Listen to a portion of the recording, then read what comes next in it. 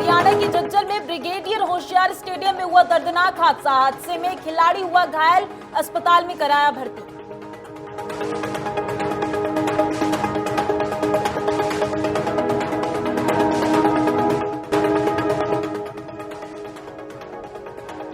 हरियाणा के करनाल में 5 वर्षीय बच्चे की हुई मौत। इस घटना के बाद वकील हुए इकट्ठा, प्रधान से की अपील।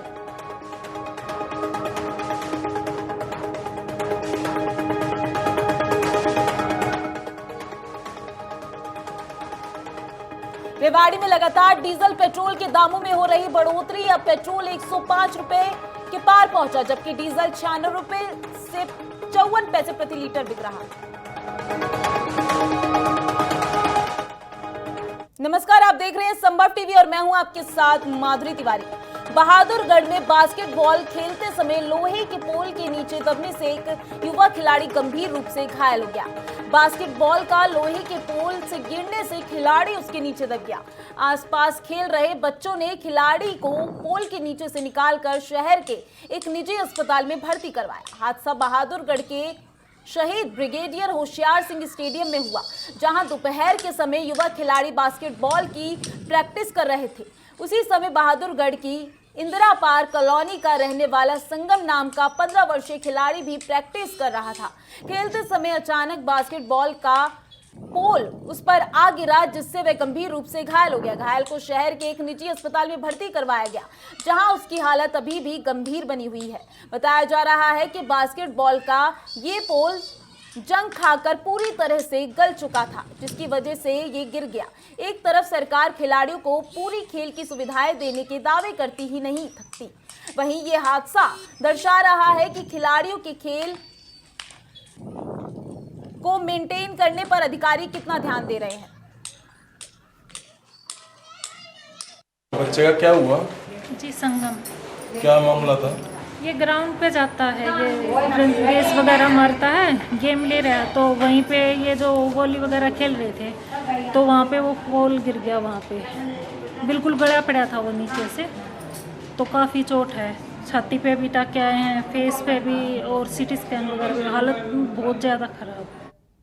झज्जर में संजय नामक एक किसान के घर में बीती रात चोरी हो गई, जिसमें फसल के 3 लाख नकद और जेवरात चोरी कर लिए गए। पुलिस में शिकायत दे दी गई। पुलिस ने सीसीटीवी कैमरे की मदद से चोरों की तलाश की जा रही है। पीड़ित किसान संजय ने बताया कि बीती रात उनका परिवार खेतों में गया हुआ था और उनकी माता दूसरे घर में थी। जब वे सुबह आए तो अलमारी का ताला टूटा मिला और दरवाजा भी टूटा हुआ था।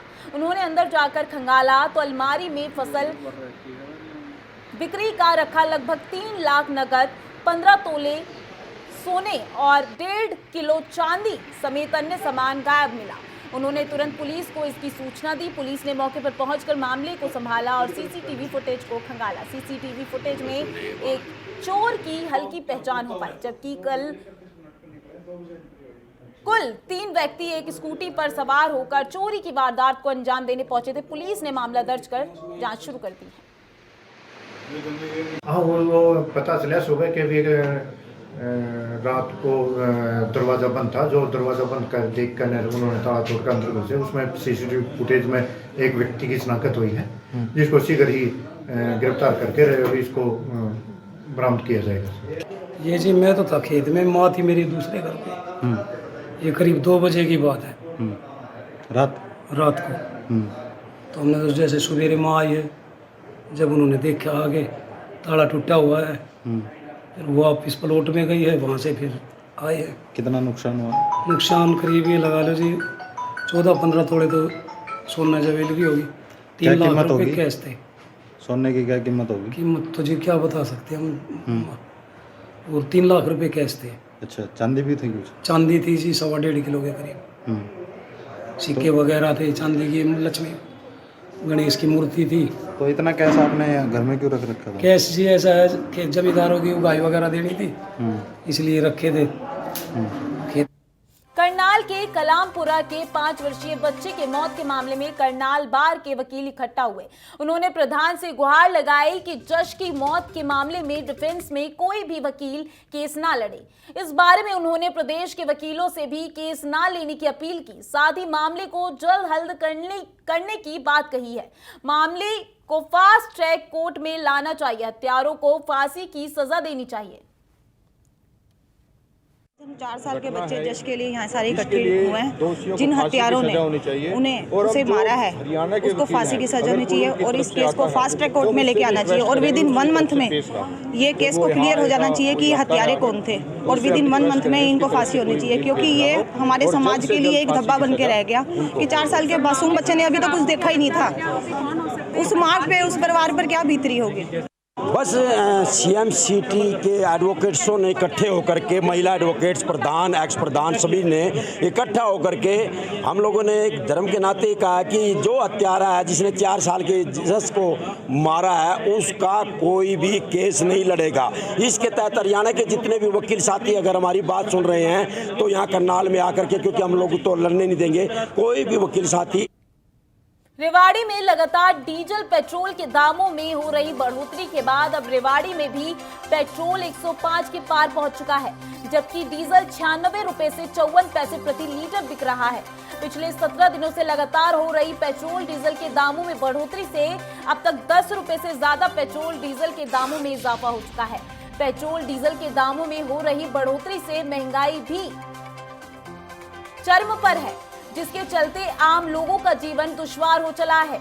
आम जन की सरकार से अपील है कि बढ़ते दामों पर अंकुश लगाया जाए ताकि बढ़ती महंगाई पर लगाम लगाई जा सके।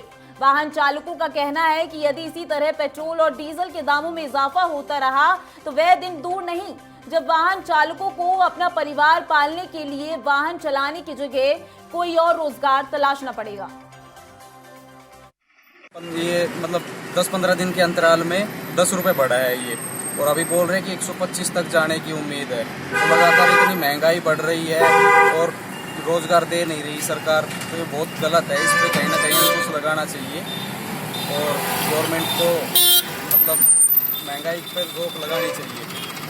बहुत ज़्यादा महंगाई बढ़ रही है और गवर्नमेंट एम्प्लॉय की सैलरी बढ़ नहीं रही है। महंगाई भत्ता 3% बढ़ा रहे हैं। बताओ, महंगाई भत्ता 3% बढ़ा रहे, कांग्रेस के टाइम में 10% बढ़ता था और महंगाई लगातार इतनी बढ़ रही है। तो ये सरकार मतलब गरीबों के फायदे के लिए नहीं है, ये अमीर बिजनेसमैनों वाली सरकार है। निखिल शर्मा। तो क्या कहेंगे, रोज रोज दाम बढ़ रहे हैं पेट्रोल के? कहना क्या है सर जी, मुसीबत कर रखी है और क्या बताएं। बस महंगाई तो बिल्कुल क्या मांगा, गरीब आदमी का जी जीना दुश्वार हो रहा है और क्या बताएं।